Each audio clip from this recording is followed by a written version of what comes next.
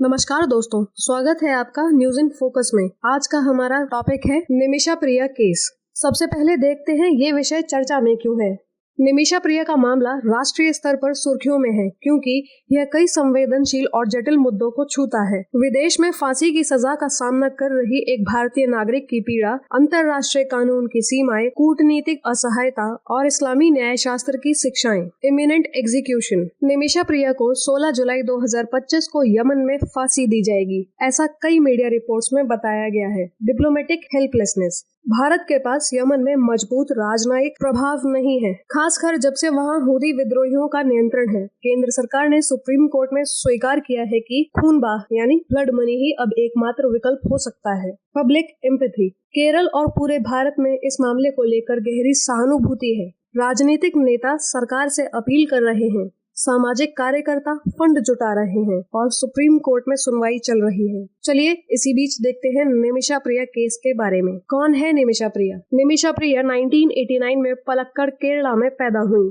2008 में नर्स के रूप में यमन गई थी। 2011 में शादी की और बाद में एक यमनी व्यापारी तलाल अब्दो महदी के साथ सना में एक क्लिनिक खोला। क्या है आरोप और ट्रायल का हाल? 2017 में महदी की हत्या के मामले में निमिषा को गिरफ्तार किया गया। इल्जाम है कि उसने महदी को ओवरडोज दे दिया ताकि वह अपना पासपोर्ट वापस ले सके, जिसे महदी ने जब्त कर लिया था। उसके बाद कथित तौर पर उन्हें मार दिया गया। ट्रायल अरबी भाषा में हुआ, न तो कोई इंटरप्रेटर और न ही प्रॉपर लीगल सहायता के। 2018 में उसे मौत की सजा सुना दी गई। फांसी का हुक्म किसने दिया? जनवरी 2025 में यमन के सुप्रीम जुडिशियल काउंसिल ने, जो हौदी लीडरशिप के अधीन है, ने निमिषा की मौत की सजा की मंजूरी दे दी। एग्जीक्यूशन डेट 16 जुलाई तय की गई है। इंडिया का रिस्पांस क्या है?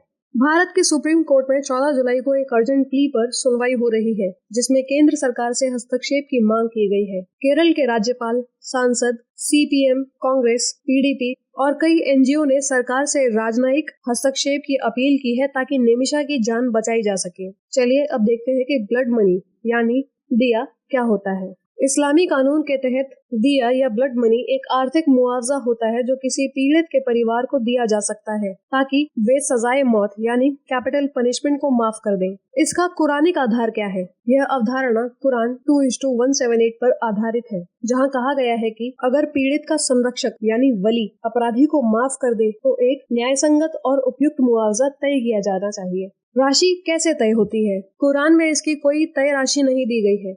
आमतौर पर पीड़ित के परिवार और आरोपी पक्ष के बीच बातचीत से तय होती है। निमिषा प्रिया केस में क्या स्थिति है? सेव निमिषा प्रिया इंटरनेशनल एक्शन काउंसिल ने अब तक $1 मिलियन यानी करीबन 8.5 करोड़ इकट्ठा कर लिया है और बातचीत के लिए राशि ट्रांसफर भी कर दी गई है। हालांकि पीड़ित के परिवार की ओर से अब तक कोई आधिकारिक प्रतिक्रिया नहीं आई है। चलिए अब देखते हैं आज के लिए आपका अभ्यास प्रश्न। इस्लामिक विधि में दिया या रक्त मूल्य से संबंधित निम्नलिखित कथनों पर विचार करें। कथन 1, यह पीड़ित के परिवार को दी जाने वाली एक वैकल्पिक मौद्रिक क्षतिपूर्ति यानी मॉनेटरी कंपनसेशन है, जिसे केवल राज्य यानी स्टेट द्वारा तय किया जा सकता है। कथन 2, यह किसास यानी प्रतिशोध के सिद्धांत पर आधारित है और इसकी राशि कुरान में निश्चित की गई है। कथन 3, दिया को स्वीकार करने से इस्लामी कानून के तहत मृत्यु दंड को क्षमा या कम किया जा सकता है। उपरोक्त में से कौन से कथन सही है?